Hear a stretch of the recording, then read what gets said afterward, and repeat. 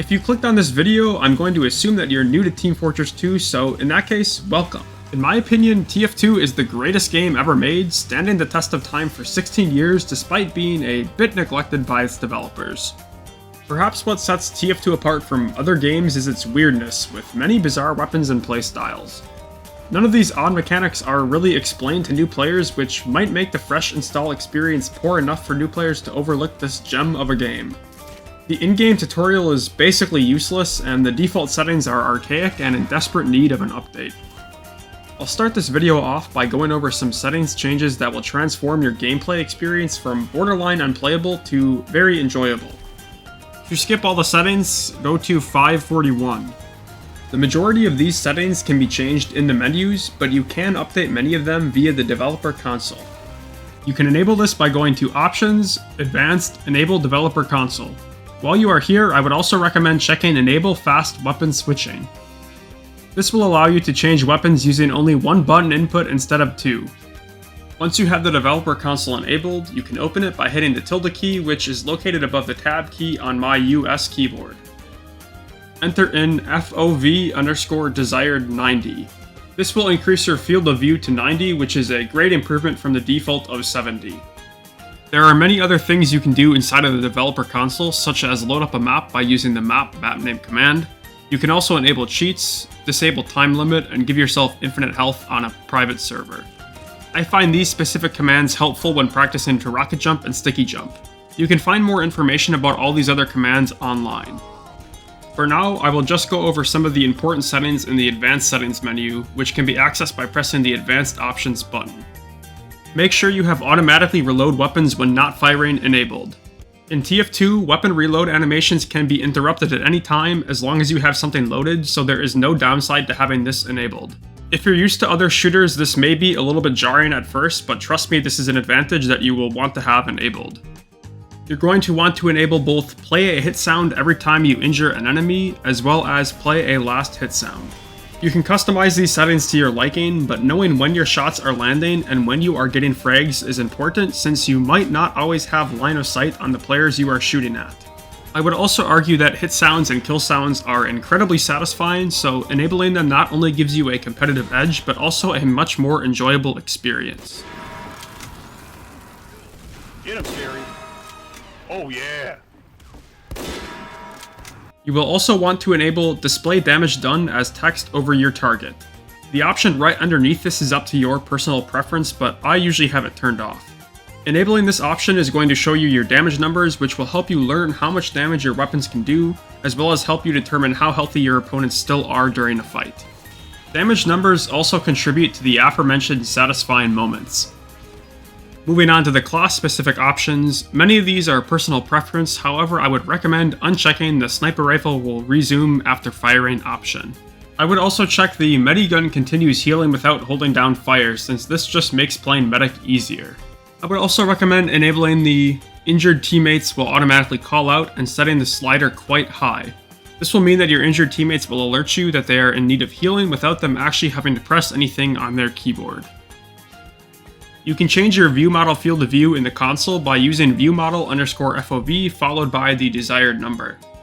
This will increase your visibility depending on the settings that you choose, and you can also entirely disable view models, but I wouldn't recommend this to a new player. You can have console commands run automatically by inserting them into a file named autoexec.cfg located in your tf2/custom folder. You can navigate to the tf folder by going to tf2 in Steam, right-clicking tf2, hovering over Manage, and selecting View Game Files. Then navigate to TF and then CFG. You will probably have to create your autoexec file yourself. Once you've created this autoexec folder, you can paste commands that will run automatically when you launch the game. I would highly recommend setting up an autoexec because it will fix many weird issues with the game, such as motion blur turning itself back on every time you boot the game. I'll leave a link in the pinned comments to my autoexec file if you would like to copy my settings. While we are in the config directory, I should also mention that you can have a file with different console commands for each individual class. This will allow you to have a different view model FOV as well as other settings based on what class you're playing. You can install a custom HUD by placing the necessary files into your tf/custom folder. You can find these HUDs online. I personally use Budhud and I'll be using it for much of the background footage in this video. tf2 is free to play, but premium tf2 accounts unlock special privileges such as in-game voice commands and voice and text chat in casual. If you want to spend money on this game, buy 1 or 2 keys and trade the keys for items. You will get a premium account this way and will be able to have enough buying power to buy every single unlockable weapon in the game and even have some metal left over for cosmetics. The weapons and many of the hats in the Manco store are a complete ripoff, so do yourself a favor and just buy keys if you are looking to upgrade to a premium account. I should also mention here that you will get item drops for just playing the game, so you can be completely free to play and still unlock pretty much everything. Moving on to the actual game now. tf2 is an objective-based shooter. This means that there is no team deathmatch game mode. The game modes promote team coordination and objective-focused pushes and defenses. More on these game modes later. You can queue for casual here, and you can choose what maps and game modes to actually queue for in this menu as well. I would personally recommend queuing for Payload and or King of the Hill since they are my favorite game modes, but you can play whatever you like. Once you have queued into a match, or when you've joined a community server, you will need to choose a class to play. You can choose what class to play by clicking on them in the menu or pressing their corresponding number on your keyboard. You can switch classes at any time by hitting the comma key. You will need to be in spawn in order for the change to take effect, otherwise you will switch to the class that you picked the next time that you die. There are 9 classes in Team Fortress 2, each with unique unlockable weapons and cosmetics. Some weapons and hats are usable on multiple classes, but most are unique to just one class. Before I give you the basics of each class, I need to mention that almost all weapons in the game suffer from extreme damage falloff. This means that a rocket at point blank range will deal a lot more damage than a rocket across the map. Scout is the first of the 9 mercenaries. He is extremely fast moving and has a double jump. He also has a very high damage per second, assuming you can consistently land what is often referred to as a meat shot, a shotgun shot where most or all of your pellets land. These qualities turn Scout into a hard to kill glass cannon in the right hands. Scout also has many unlockables that provide him even more movement, such as extra jumps or higher jumps. He also has the Blanc Atomic Punch, which will allow him invincibility for a few seconds upon drinking it. Scout is, like many of the other mercs, easy to pick up but hard to master. The Soldier is a slower walking but tankier class. By default, he has a rocket launcher and a shotgun, but more experienced players often substitute their shotgun for the gunboats, which give the Soldier much more mobility due to cheaper rocket jumps. Soldier in a skilled player's hands becomes an incredibly fast moving heavy hitter, capable of aggressing and retreating very quickly. Soldier also has many unlockables that allow him to support his team, such as his banners that provide himself and his nearby teammates with buffs after being charged, or his disciplinary action that gives him and his teammates a short speed buff. He also has many other strong unlocks that I have not mentioned here since I'm trying to avoid rambling for too long. I would highly recommend Soldier to new players who want to learn TF2 since he is an incredibly rewarding character to learn. Furthermore, learning rocket jumping will build a strong mechanical foundation that will grow into other skills such as damage surfing. Pyro is somewhat of a jack of all trades since he has many unlockables that allow him to go for high damage combos, and he also has great team support capabilities such as looking for spies and protecting engineers. He can air blast projectiles such as Soldier's rockets and Demoman's bombs, firing them back at the other team and dealing extra damage. He can even use his air blast to push enemy players around, which can be used both offensively and defensively. Pyro has a few movement abilities, but they aren't quite as versatile as Scout's fast speed and double jump or Soldier's rocket jumping. Pyro is a good class to pick for players who have no experience playing first-person shooters or those who are still getting used to mouse and keyboard because his flamethrowers do not take a great deal of mechanical skill. Demoman is a slower moving medium health class. What he lacks in health and boots on the ground movement speed he makes up for in damage potential. Demoman is the only class that functionally has 2 primary weapons. His grenades are one of the few weapons that ignore damage falloff, and his sticky bomb launcher is extremely versatile and in my opinion the strongest weapon in the game. The sticky bomb launcher can be used defensively by setting sticky traps, offensively by sticky spamming, and even for mobility. Demoman can sticky jump, but unlike Soldier he cannot equip the gunboats, so they deal a ton of self-damage. If you don't factor in the reality of self-damage or with the sticky jumper equipped, Demoman is also the fastest class in the game. Without the sticky jumper, Soldier would win the award. Demoman can also ditch the explosives and instead use a sword, or an axe, or a hand grenade. This is commonly referred to as Demonite. By the way, Demonite can also fly due to Source Spaghetti. This is known as Trimping. Demoman is a more difficult class to pick up because he is a projectile-only class. He can struggle to defend himself, especially when up close. Because of this, Demoman needs to rely on good positioning and his team to help ensure his safety. For this reason, I wouldn't recommend Demoman as a class to learn when first starting tf2, but if you feel confident and like playing a damage per second class, then Demoman is a great pick. Heavy is a very slow, very tanky class. His main source of damage is his minigun, which needs to be spun up before it can start firing. Once spun up, Heavy has extremely high damage per second at close to mid-range, assuming the Heavy is able to track his opponents effectively. By default, Heavy has a shotgun in his secondary slot, but most players use the sandwich, which can be eaten to restore all of Heavy's health. His sandwich can also be thrown, restoring health to anyone who picks it up, even the other team, so be careful. Heavy doesn't have any movement abilities unless you count the movement speed buff granted by the eviction notice or the gloves are running urgently. Heavy is a great class for new players to pick up since his playstyle is straightforward and he is not very mechanically challenging like some of the other classes. He is a bit one-dimensional and very weak against skilled players, so keep this in mind if you're looking to improve. Engineer is a medium speed and low HP class. While he has a shotgun and a pistol by default, his biggest contribution to his team comes in the form of his buildings. He can build and level up a sentry gun, a dispenser, and a teleporter. He is able to use the Wrangler to bullet and rocket jump with his own sentry gun, and he can use his teleporter as a game-winning support building or as a flanking tool. Engineer is a great choice for new players who have poor internet or bad hardware, since his sentry gun can do a lot of the heavy lifting for the engineer, leaving him to support his team. Just because he's a great support class doesn't mean he can't frag. Engie has a lot more offensive options such as the Gunslinger, which gives him more health and trades his normal sentry for a more aggressive mini-sentry. He can also equip the Frontier Justice, which gives him guaranteed critical hits when his sentry goes down, depending on how many kills and assists the sentry got. This can lead to some pretty crazy killing sprees like you see in the background. Medic is fast moving and has medium health. He is the undisputed strongest class in the game with many meta-defining abilities.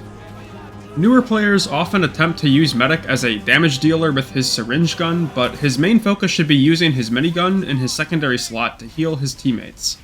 He can not only heal his teammates but give them an overheal, often referred to as a buff, that gives the heal target up to 50% more HP that slowly decays over time. Medic has an unlockable primary called the Crusader's Crossbow that allows him to heal his teammates by shooting them with the crossbow bolt.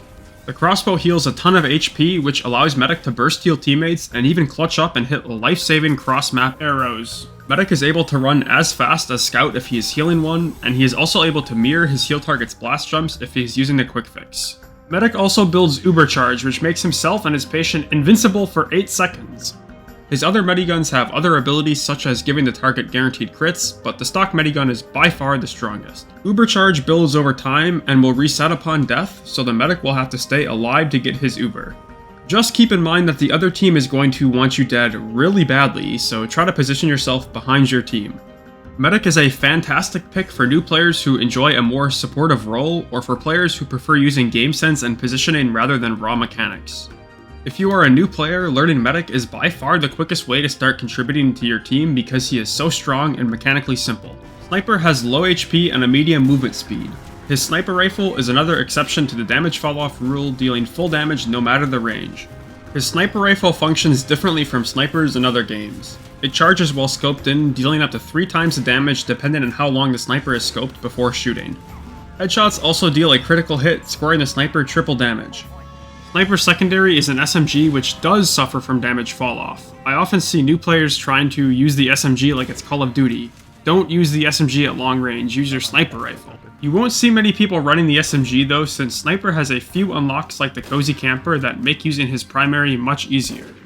Sniper doesn't really have any special movement options, but he does have a jar of piss that he can throw. I would not really recommend Sniper to new TF2 players because he is not easy. Positioning as a sniper is difficult, and generally speaking, Sniper gets outgunned at close range. Once the Sniper gets acclimated to the basics of TF2, he becomes a lot stronger. If you have a lot of first-person shooter experience or are confident in your hitscan aim, you can certainly make Sniper work. You will have to keep Spy in mind as a sniper though. Let me explain. Spy is easily the most difficult class for newer players to understand. He is a low health, quick moving class who is able to one-shot backstab his foes. Be careful playing versus a spy since the back hitbox can be rather generous.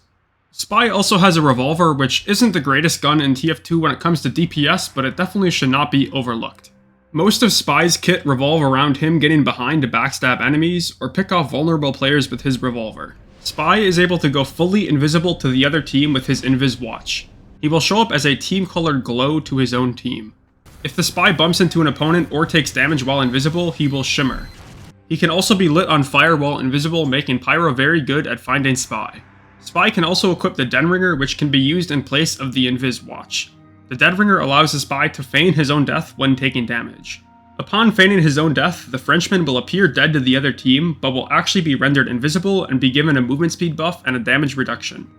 The Invis Watch, Dead Ringer, and the Cloak and Dagger all have a unique decloaking sound that you can listen for. Other than his watches, Spy has other ways of avoiding detection. He can disguise as the other team, appearing just like the player he is disguised as, even wearing their hats. A disguised Spy will not be shot by an enemy sentry gun. The disguised Spy will also match the speed of his disguise when decloaked, with the exception of Scout. If you see a friendly Scout who seems to be going slower than usual, it's probably a Spy. Disguises are why many players shoot at their own teammates, since if it's a Spy, the Spy will take damage, but a real teammate will not. This is known as spy checking. The Spy has a Sapper which can be used to disable and slowly kill engineer buildings. The engineer can remove the Sapper by hitting it twice with his wrench. Spy can take the other team's teleporters when disguised, as well as use their dispensers. The Spy also has the unique ability to see the other team's health when looking at them, as well as a medic's current Ubercharge present. I would not recommend Spy to new players since he is so unique. Spy also has a relatively high skill floor, meaning that the skill necessary to actually contribute to your team is higher than on many other classes. Spy is super fun though, so I would recommend that you at least give him a try. Moving on to a brief description of the base game modes. In Payload, Blue Team's objective is to push the payload or cart to the end of the map. There are checkpoints along the way that will give Blue Team more time and sometimes a more forward spawn point when captured. Red Team's objective is to prevent Blue Team from pushing the payload to the end of the map. In King of the Hill, Red and Blue Team compete to hold the capture point for 3 minutes. At the start of the round, the point is neutral and must be fought over. To capture the point, a player must stand somewhere on the point until it is captured. If the clock runs out but the other team has some capture time, the game will enter overtime. In overtime, the team with the point will win if the cap time runs out, and if they lose the point, the next time that they capture the point, they will win the game. The team that owns the point has slower respawns than the team that does not have the point. 5 control points in Casual could be described best as trench warfare. Red and Blue Team are both trying to capture each other's last point, but they must capture the points in between before they are able to. Just like in King of the Hill, the round starts with the middle point neutral. In order to capture a point, the team capturing must control all previous points. A round is won when one team captures the other team's last point, thus controlling all points. In Payload Race, both teams are racing to get their payload to the end of the track before the other team. The most popular of these maps is Hightower, which in most servers has the carts disabled to essentially make a never-ending team deathmatch. In Attack Defend, Blue Team is trying to capture all of Red Team's control points, and Red is trying to defend them. Just like in Payload, Red Team's spawns are slower than Blue. There are other game modes such as Player Destruction or Versus Saxton Hill, but these are the main modes. As you can probably tell, these game modes are entirely objective focused and reward teamwork. What I'm trying to get at here is that even if you're not good at getting frags, you can still contribute to your team. Classes such as Medic and Engineer allow you to support your team while generally avoiding getting your hands dirty yourself. Most maps in tf2 have both health and ammo packs. These packs restore a certain percentage of your health and ammo. These packs spawn in the same spots every game, and once taken will respawn after 10 seconds. Ammo packs provide both metal and ammo to Engineer who needs metal to build his buildings.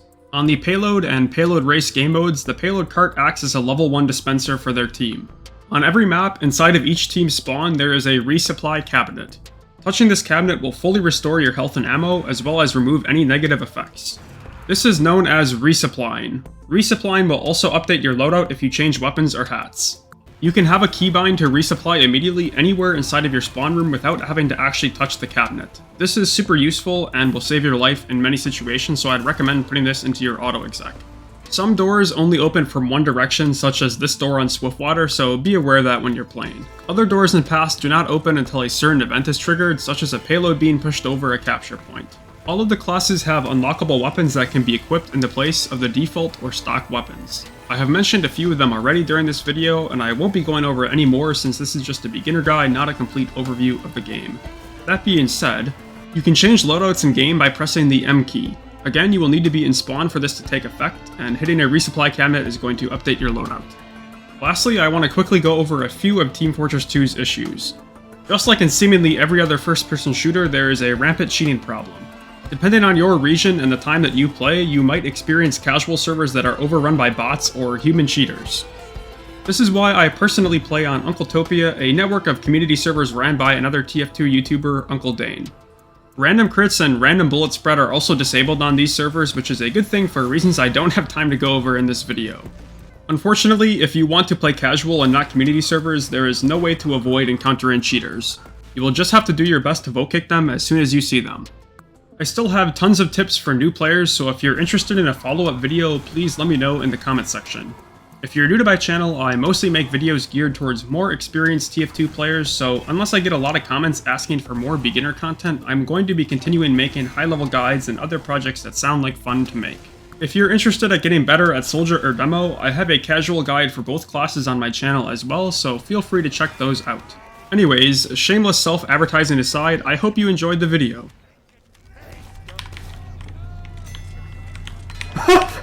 that Pyro!